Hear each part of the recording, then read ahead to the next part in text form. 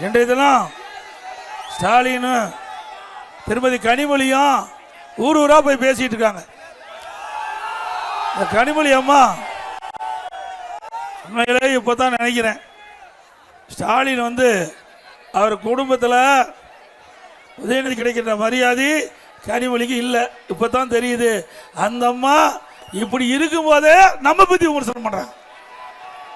எடப்பாடி பழனிசாமி துரோகம் செய்யக்கூடியதான். யாருக்கு ஏன் துரோகம் செஞ்சோம்?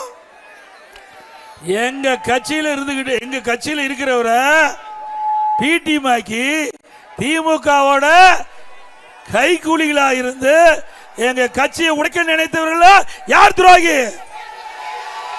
உங்க கருணாநிதி குடும்பத்தை தான் துரோகி. அப்படித்தானே? இன்னைக்கு நம்ம இருந்தவர் எங்க இருக்கிறாரு? அங்க இருக்கிறாருல்ல. எவ்வளவு மரியாதை கொடுத்தா நம்ம கட்சியில. இந்த கட்சிக்கே ஒருங்கிணைப்பாளர், நம்ம கட்சிக்கு எதிர்த்து இருந்தார். நான் பெரும்பான்மை நிரூபிக்கின்ற பொழுது எதிர்த்து ஓட்டு போட்டவர். அதை பெருந்தன்மையாக மன்னித்து இயக்கத்திற்கு ஒருங்கிணைப்பாளர் என்ற பதவி கொடுத்து துணை முதலமைச்சர் கொடுத்து வச்சிருந்தோம். அந்த பிடிஎம் ஆக்கி எங்க கட்சியை உடைக்க நினைத்த துரோகிகள் திரு கருணாநிதி குடும்பம். உண்மைதானே? சிந்திச்சு பாருங்க. என்னை கட்சியில் சேர்த்துக்கிறீங்க. உன்னை கட்சியில் சேர்த்திருந்த என்ன ஆவறது? கட்சியே ஒட்டுமொத்தமா விற்பனை செஞ்சுட்டு போயிருப்பீங்க. ஆக யாரெல்லாம் இந்த கட்சிக்கு துரோகம் இழைத்தார்களோ அவரெல்லாம் பொன்மனச்சம்பல் புரட்சி தலைவர் எம்ஜிஆர் அம்மாவுடைய ஆன்மா மன்னிக்காது.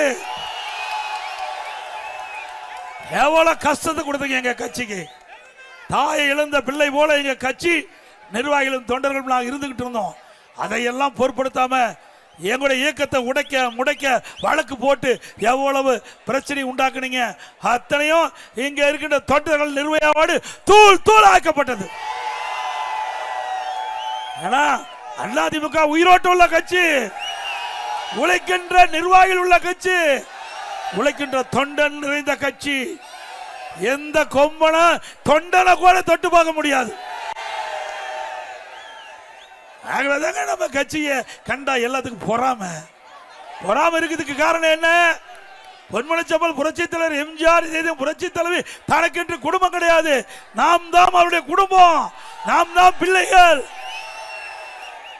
நாட்டுடைய மக்கள் தான் தன்னுடைய பிள்ளைகளாக வாழ்ந்த தலைவர் உருவாக்கிய கட்சி அதிமுக கட்சி. அப்படிப்பட்ட கட்சியை சில விசமத்தன்மாக நம்ம கட்சியை எவ்வளவோ முயற்சி செய்து உடைக்க நினைச்சாங்க. ஆனா அவருடைய மூக்கு தான் உடைபட்டது.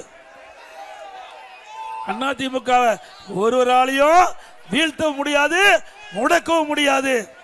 இன்னொரு மனுஷன் சொல்றார் 10 தோல்விக்கிற பழனிசாமி அப்படின்னு. நான் வந்தது இடையில தான் வந்தேன்.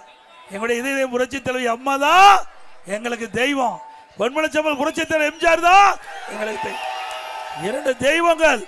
எங்களை போல சாதாரண மனிதரையும் இந்த நிலைக்கு உயர்த்திய தெய்வங்கள் எங்களுடைய தலைவர்கள். எங்களுடைய தலைவர்கள் மக்களுக்காக வாழ்ந்த தலைவர்கள். உங்களுடைய அப்பா உங்க குடும்பத்துக்காக வாழ்ந்திருக்கார்.